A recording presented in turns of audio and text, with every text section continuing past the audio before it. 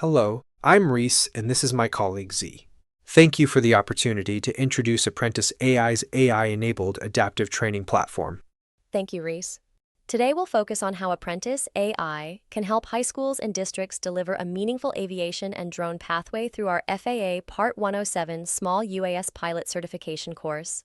This course was built by experts with decades of air traffic control and aviation training experience, giving schools access to instruction grounded in real-world FAA expectations and safety culture.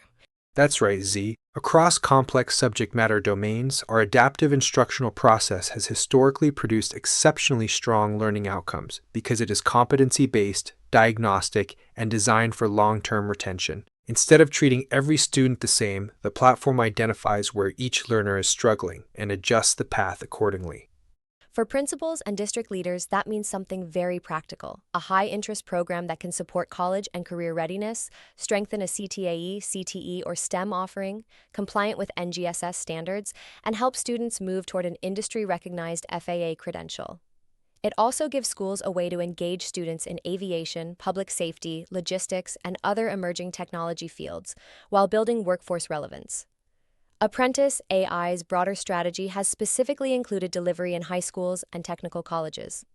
Our FAA regulation-based Part 107 course can generally be completed in approximately 15 to 30 hours, making it flexible enough to support elective models, CTAE, CTE sequences, summer programs, academies, after-school enrichment, or blended learning structures.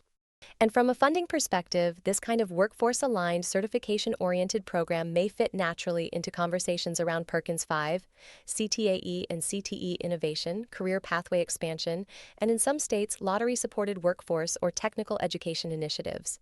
That makes implementation more realistic for schools that want strong student outcomes without building everything from scratch. AprentisAi helps schools improve career readiness, personalize instruction, reduce unnecessary repetition, and give administrators better visibility into student progress. In short, it helps districts offer modern career-connected learning with measurable instructional value. Welcome to a sample lesson from our FAA Small UAS Pilot Certification course. In this lesson, students learn about airspace categories and classifications. For school leaders, what matters here is not just the content itself, but the fact that students are learning real FAA concepts tied to safe and legal drone operation. That's important because drone education is not just about flying. It is about safety, compliance, decision-making, situational awareness, and responsibility. Those are exactly the kinds of habits schools want students to build in high-value technical programs. And because the platform is adaptive, students are not simply clicking through content. They are being guided toward mastery with support targeted to the exact concepts they need to strengthen. Xi has a gift for making complex aviation topics easy to understand, and that is especially important when students are new to the language of airspace, flight rules, and FAA operations. Thanks, Reese. One of the things we want students to realize is that the airspace system is organized for safety, just like road systems are organized for drivers. That comparison helps learners quickly understand that drones operate in a structured environment with rules, responsibilities, and consequences. And when students begin to understand that structure, they are not just preparing for a test. They are building confidence and professional awareness. That is one reason this course fits so well in high school career pathways. Students are learning how regulated industries actually work. Exactly.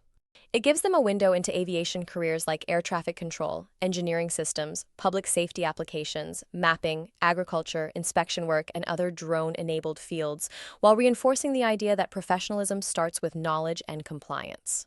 And here is a great bonus. Students can earn their FAA Part 107 pilot certificate at age 16. That means they are qualified to begin their own business or get a job flying drones to earn income. For your sample lesson, let's start with airspace classifications. There are two main categories: regulatory and non-regulatory. Within those are several types of airspace, each with its own operating rules and requirements. Now, a principal or district administrator might reasonably ask, why should high school students learn this level of detail? The answer is simple: because responsible drone operations require more than enthusiasm. Students need to understand where they can fly, where they cannot, and why those distinctions matter for safety, legality, and public trust. And that matters in a school setting. Whether students are preparing for certification, participating in drone labs, or exploring aviation careers, they need to develop disciplined habits. Understanding airspace helps prevent unsafe operations and reinforces the seriousness of operating in the national airspace system. It also supports program credibility. When a district offers aviation or drone training that is grounded in real FAA concepts, that signals quality to families, industry partners, workforce boards, and post-secondary institutions such as technical colleges or those participating in the FAA College Training Initiative schools. Unlike our earlier comparison to roads, thinking about airspace requires us to think three-dimensionally. Look at this simplified graphic of the National Airspace System. Each classification of airspace is defined vertically with a floor and a ceiling and horizontally with specific dimensions. Notice that some airspace is shaped like an upside-down wedding cake, others like cylinders, and still others with basically unlimited width. Thanks, Z. That may sound advanced, but AprentisAi is designed to make complex material teachable. The platform helps students move from first exposure to comprehension to recall to application without forcing every learner through the exact same pace. That is one of the reasons adaptive learning is so valuable in high school environments where readiness levels vary widely. In this lesson, students begin recognizing that although drone operations are limited to 400 feet above the ground, they still exist within a much larger aviation system. That perspective is essential. It teaches students to think professionally, not casually, about flight operations. One of the things to notice is that Class B, C, and D start at the surface. And even Class G does not extend above the surface at a non-towered airport with a published instrument approach, or IFR approach for crewed aircraft. So we cannot fly our drones in these areas without a specific waiver from the FAA. Could you tell us a little more about the instrument approach and why there is a restriction for these airports? Sure. An instrument approach is basically designed to allow pilots of aircraft to use instruments via satellite, on the ground, and/or in the cockpit to make an approach to an airport even when weather conditions such as clouds, fog, rain, snow, smoke, or whatever restricts their vision. In fact, in fog, the cockpit may feel like being inside a ping pong ball and the pilot cannot see beyond the glass. Now, you wouldn't be flying your drone if the weather is bad and visibility is less than 3 statute miles. But even on a clear day, student pilots may be practicing at non-towered airports for flying in low or no visibility conditions by wearing a hood. In this case, only the instructor pilot may be looking out the window. But the instructor pilot is also watching the instruments and their student pilot, so an unexpected drone could seriously compromise safety. Well, that is a good reason to check your airspace charts or apps when planning a drone training mission at what appears to be a remote airport. And from a student, parent, or administrator's point of view, that means this is not just a hobby course. It is structured technical instruction tied to safety, regulation, and real-world workforce expectations. It also creates a strong bridge to post-secondary opportunities.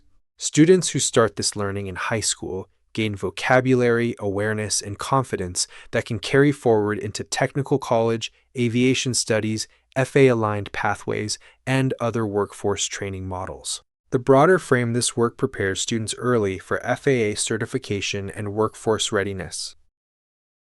With AprentisAi, the online presence is where the platform becomes especially powerful. If a student misses a concept, the system does not just mark it wrong and move on. It identifies the precise learning objective that needs reinforcement and redirects the student back to the right info to strengthen learning. No student is left behind. For teachers and administrators, that means better visibility into who is progressing, where students are getting stuck, and what concepts may need more support at the class, cohort, or program level.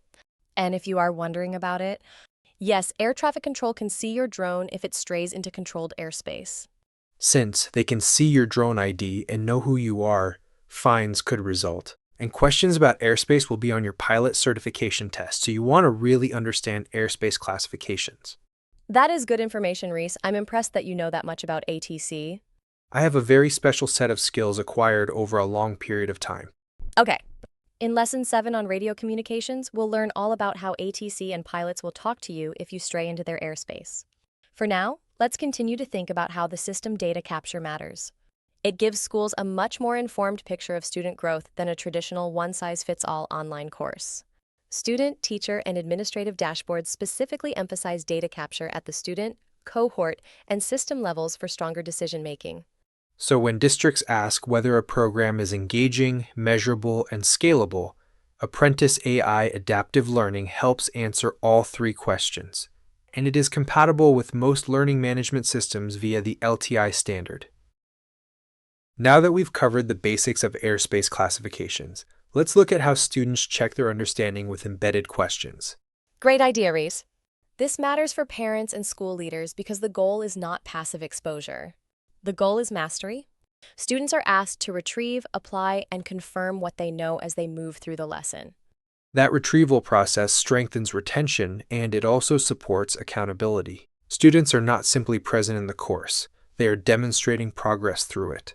And for districts building a strong pathway, that is important. Programs gain value when they are structured, measurable, and aligned with a real outcome, whether that is certification readiness, dual enrollment alignment, workforce preparation, or stronger student transition into technical education. So here are a couple of sample check questions. First, what are the two main categories of airspace? Is it A, regulatory and non-regulatory, B, controlled and uncontrolled, or is it C, Class A and Class G?